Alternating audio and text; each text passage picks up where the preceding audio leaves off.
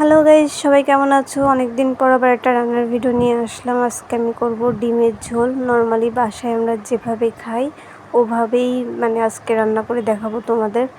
কারণ হচ্ছে যত কম মশলাপাতি খাওয়া যায় ততই ভালো। আগে আসলে এইগুলা খুব একটা বুঝতাম না, রাগ হতো বাবা যখন বলতো, কিন্তু এখন আলটিমেটলি বুঝতে পারি যে মশলা বেশি খাওয়া স্বাস্থ্যের পক্ষে খুব খারাপ। তো এই আলুগুলো হচ্ছে আমি ডিমের জন্য বড় বড় সাইজ করে কেটে নিয়েছি, খুব বড় না, মাঝারি সাইজ। তো এইভাবে আলুগুলো কেটে তারপর আমি ডিম, সিদ্ধ ডিম হচ্ছে লবণ হলুদ দিয়ে এখানে মেখে রেখেছি ভাজার জন্য।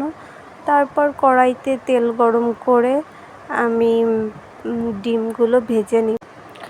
এবার আমি এর ভেতর সাদা জিরে ফোড়ন দিয়ে তাতে আলু, লবণ, হলুদ দিয়ে ভালো করে ভেজে নিব।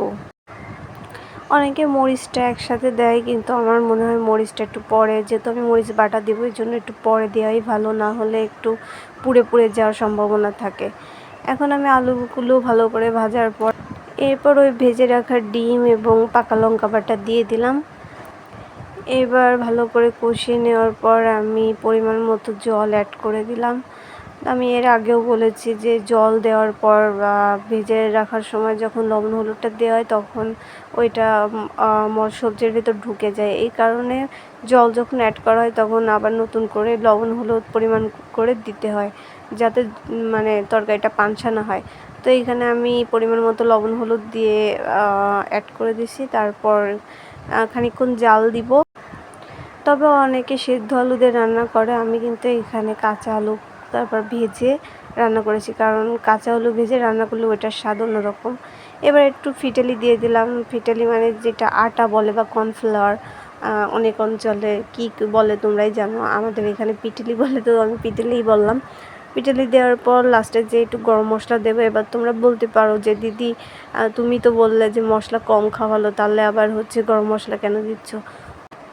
দেখো, যদি শুধু লবণ হলুদ দিয়ে রান্না করি তাহলে খেতে খুব একটা ভালো লাগে না। এই কারণেই লাস্টে যে গরম মশলাটা অ্যাড করলে খাবারটা ভালো হয়। আমরা এভাবেই সচরাচর খাই।